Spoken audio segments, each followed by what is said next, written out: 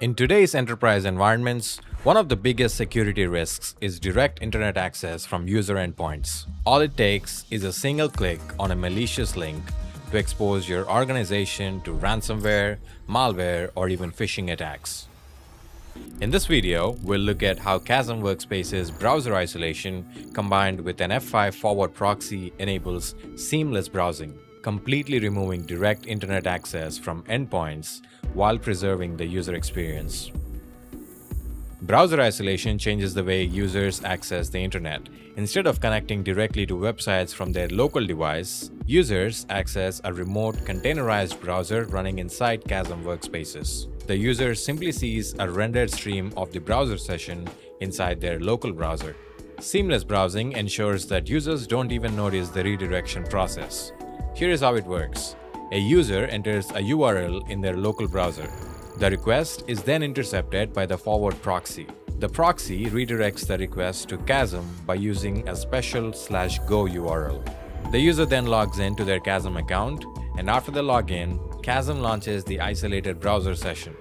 The isolated browser loads the originally requested URL inside it. Before we move on, it's important to understand the /go URL that Kasm supports. Kasm provides a special endpoint called /go, which allows you to automatically launch a workspace and open a website inside that session. The format looks like this. When you send a request to this URL, Kasm automatically launches the default configured workspace for that user or group, and then redirects to the destination URL inside that workspace session. To configure the default workspace for a user or group, go to your Kasm admin dashboard and then go to Access Management, Groups, and then edit your desired group and go to the Settings tab. Click on Add Settings and add a setting called default_image.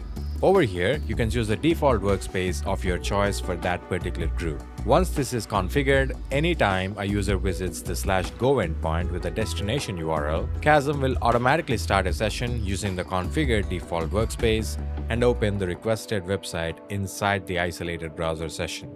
All this without the user needing to manually select or start a workspace. Now let's look at how to configure the F5 Big IP as a forward proxy to enable seamless browsing for Kasm browser isolation. Before we jump into the configuration, it's important to clearly understand the architecture of this setup. In this environment, I have an F5 Big IP deployment configured with an explicit forward proxy virtual server. You can also configure the forward proxy to listen on a public IP instead of a private one, but it is not recommended. On the client side, the browser is configured to use a manual proxy setting.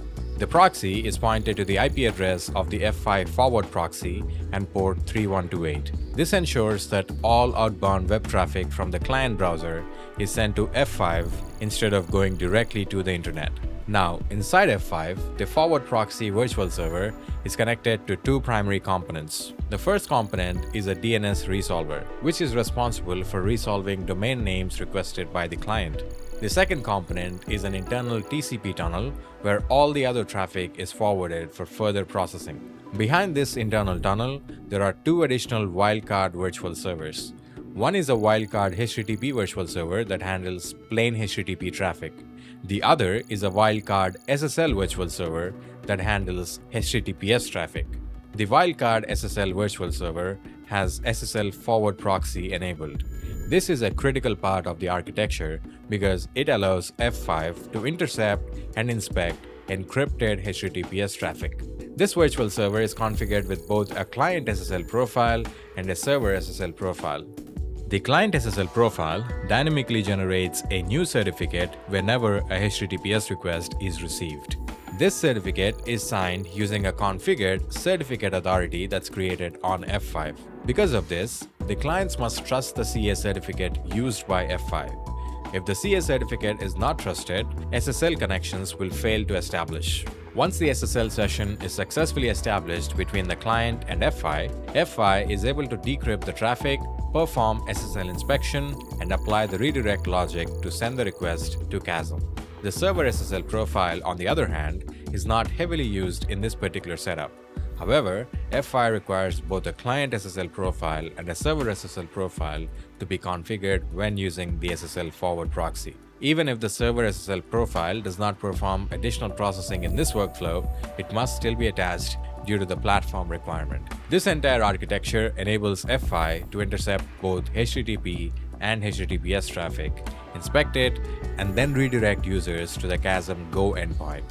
Without SSL forward proxy enabled, HTTPS traffic could not be inspected or redirected properly, and seamless browser isolation would not function as intended.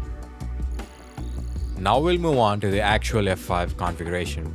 I have an F5 big IP deployment stood up here that has licensing for local traffic manager as well as secure web gateway. The first step is to create a CA certificate for SSL forward proxy. This certificate will be used by F5 to dynamically generate and sign certificates for HTTPS websites when the traffic is intercepted. To do this, navigate to System, Certificate Management, Traffic Certificate Management, and then SSL Certificate List. Click on Create to create a new self-signed certificate. Fill in the appropriate details here and click Finished to generate your certificate and key. Once the certificate is created, make sure to download it to your machine because you'll need to trust this certificate on your client machines later in order to use the forward proxy for SSL traffic. The next step is to create a DNS resolver. Navigate to Network and then DNS resolver list. Click Create.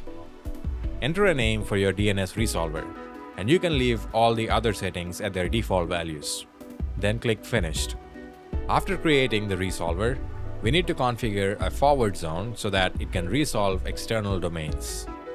Click on the DNS resolver that you just created, and then go to the Forward Zones tab. Click Add.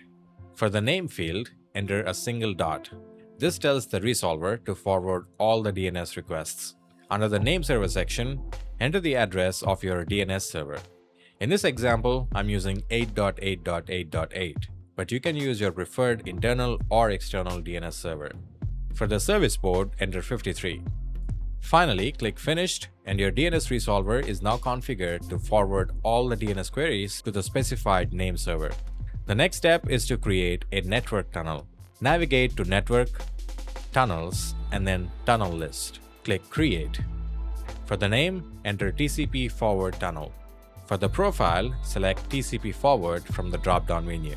Leave all the other settings at their default values and then finally click Finished. This creates the internal tunnel interface that will be used to forward proxy traffic within F5. Now we'll move on to creating the HTTP profile in explicit proxy mode.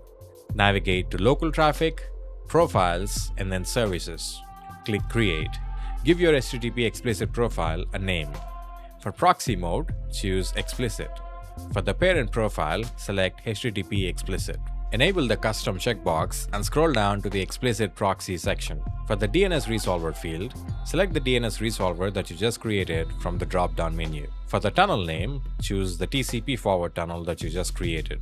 Finally, click Finished. At this point, you have an HTTP profile configured specifically for explicit forward proxy mode. Next, we'll create the client SSL forward proxy profile. This profile is responsible for decrypting HTTPS traffic coming from clients. Navigate to Local Traffic, Profiles, SSL, and select Client. Click Create. Enter a name for your client SSL profile. For the parent profile, select Client SSL. Scroll down to SSL Forward Proxy and enable the custom checkbox. Set SSL Forward Proxy to Enabled. For the CA certificate, select the generated CA certificate from the drop-down menu. For the CA key, select the corresponding private key. If your private key is encrypted, enter the passphrase. For the certificate lifespan, enter 30 days, or adjust this value according to your organization's requirements. Set SSL Forward Proxy Bypass to Enabled. Set the bypass default action to Intercept. Finally, click Finished. You now have a client SSL profile that can intercept and decrypt HTTPS traffic from client browsers. Next, we'll create the server SSL proxy profile. Navigate to Local Traffic, then Profiles, and then SSL, and then select Server. Click Create. Enter a name for your server SSL profile. For the parent profile, select Server SSL. In the Configuration section, enable the custom checkbox. In the certificate field, select the certificate that you generated earlier Similarly, in the key field, select the key associated with your certificate. Enable SSL forward proxy and SSL forward proxy bypass, and then click Finished. Now we'll create the iRule that performs the actual redirection to Kasm. Navigate to Local Traffic and then iRules, and then select iRule List. Click Create. For the name, enter Kasm Redirect iRule or something like that. Give a name for your iRule. In the destination text box, paste the following code. This iRule triggers whenever a HTTP request is received. It first determines whether the original request is made over HTTP or HTTPS by checking the local port. If the request came in on port 80, it sets the schema to HTTP. Otherwise, it assumes HTTPS. It then constructs the full original URL using the scheme, the HTTP host header, and the URI. Finally, the iRule issues a HTTP redirect to the Kasm server using the /go endpoint, passing the original URL as the Kasm URL parameter.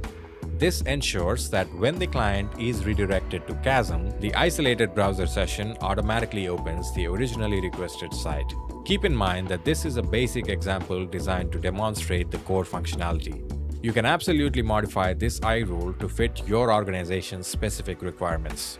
For example, you may choose to exclude certain domains, bypass trusted internal sites, add conditional logic, etc. Finally, click Finished. Now we'll create the explicit forward proxy virtual server, which will act as the main entry point for all the client traffic. Navigate to Local Traffic, Virtual Servers, and then select Virtual Server List. Click Create. Enter a name for your virtual server. For the type, leave it set to standard. For the destination address and mask, I'm setting it to 10.0.0.0/24, which represents my internal subnet range that is attached to my F5 instance. This means the virtual server will be able to accept connections only from addresses within this internal IP range, allowing client machines on this subnet to access the proxy using its private IP. Using an internal subnet range like this provides a more controlled and secure configuration. It ensures that only trusted internal clients can reach the proxy. While it is technically possible to configure the proxy to listen on a public IP address, that approach is not recommended. Exposing an explicit forward proxy to the public internet can quickly attract automated scans and bot traffic attempting to abuse it. For the service port, I'll enter 3128. This is the port that the proxy will listen on, and it must be allowed through any firewalls in front of or on the F5 instance. Make sure this port is open and reachable by other clients in your internal network. Next, set the protocol to TCP. For the protocol profile on the client side, select TCP. For the protocol profile on the server side, select TCP as well. For the HTTP profile on the client side, select the forward proxy HTTP profile that we created earlier. Now scroll down to VLAN and tunnel traffic and select Enabled On. Under VLANs and tunnels, move the internal tunnel to the selected list. Next, set the source address translation to AutoMap. We will also attach the Kasm Redirect iRule to this virtual server so that the plain HTTP websites can immediately be redirected to Kasm. Finally, click Finished. At this stage, the forward proxy entry point is configured and ready to accept client connections. This virtual server is now the entry point for all the explicit proxy traffic. Now we'll create the wildcard SSL virtual server. This virtual server will handle all the HTTPS traffic coming through the internal tunnel and also perform SSL decryption. On the virtual server list, click Create again. Enter a name for your virtual server. Leave the type set to standard. For the destination address and mask, enter 0.0.0.0/0. This allows the virtual server to match all the destination addresses coming from the tunnel. For the service port, enter 443. Set the protocol to TCP. Set the protocol profile client to TCP as well. Set configuration to advanced. For the HTTP profile on the client side, select HTTP. Under SSL profile for the client side, locate the client SSL profile you created and move it to the selected column. Similarly, under SSL profile for the server side, locate the SSL profile you created and move it to the selected column. Next, scroll down to VLAN and tunnel traffic. Set VLAN and tunnel traffic to Enabled On. From the VLANs and tunnels list, select the TCP forward tunnel that you created earlier and move it to the selected column. This ensures that only traffic arriving through the internal tunnel is processed by this virtual server. Next, set source address translation to automap. Then scroll further down to address translation and uncheck the enabled checkbox. Also attach the Kasm redirect I rule to this virtual server. Once everything is configured, click Finished. Finally, we'll create the wildcard HTTP virtual server to handle plain HTTP traffic like connect requests. On the virtual server list page, click Create again. Give your virtual server a name. Leave the type set to standard. For the destination address and mask, enter 0.0.0.0/0. For the service port, enter 80. Set the configuration to advanced. Set the protocol to TCP.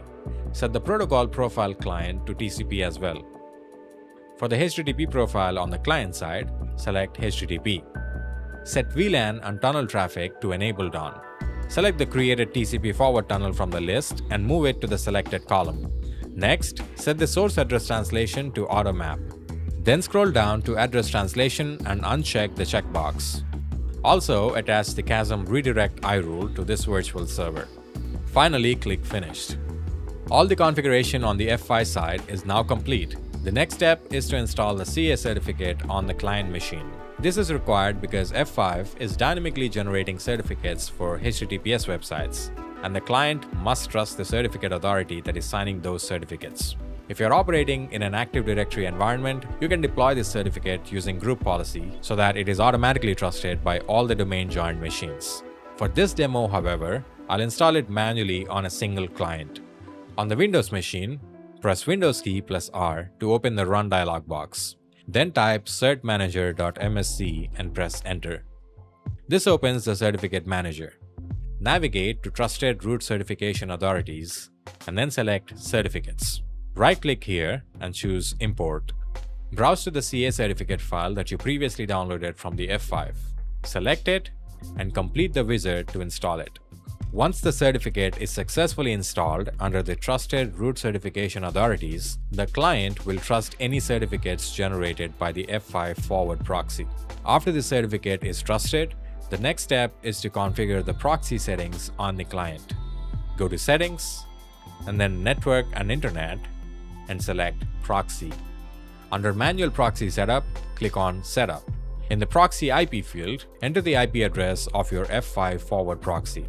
If you're not sure what the internal IP address of your F5 is, you can log in to your F5 management interface, navigate to Network, and then Self IPs. From here, you can identify the appropriate internal IP address that clients should use. In my case, my Windows machine is already connected to the same internal network where my F5 instance is running, so it is able to reach the internal IP directly. You need to ensure that your client machines have network connectivity to the IP address where your forward proxy is listening on.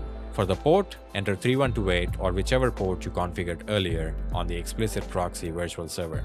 Before saving, you can add exclusions so that certain destinations bypass the proxy. In my case, I'll add my Kasm FQDN here, as well as my F5 public IP from where I access my big IP dashboard. Once everything is configured, click Save. At this point, the client is configured to send all the web traffic through the F5 forward proxy, which will then inspect and redirect requests to Kasm for seamless browser isolation. Now, if I open a browser and navigate to any URL, you'll notice that I'm automatically redirected to my Kasm deployments/go endpoint. The original destination URL is automatically appended to the Kasm URL parameter in the URL. This redirection is happening transparently through the F5 I rule we configured earlier. Once I log into my Kasm deployment, the default Chrome workspace is automatically launched. As soon as the session starts, the destination URL that was passed in the Kasm URL parameter is opened inside the isolated Chrome container. From the user's perspective, it feels like they simply browsed to a website as usual, but in reality, the request was intercepted, redirected to Kasm, and then the site is now being accessed securely inside an isolated browser session that's running on Kasm. And that's it! We successfully configured F5 Big IP as an explicit forward proxy and integrated it with Kasm Workspaces to enable seamless browser isolation. With this setup in place, all the web traffic is intercepted, inspected, and redirected to an isolated browser session running on Kasm, completely eliminating direct internet access from the endpoint while preserving a smooth user experience. I hope this walkthrough helped you understand both the architecture and the configuration process. Thanks for watching, and I'll see you in the next one.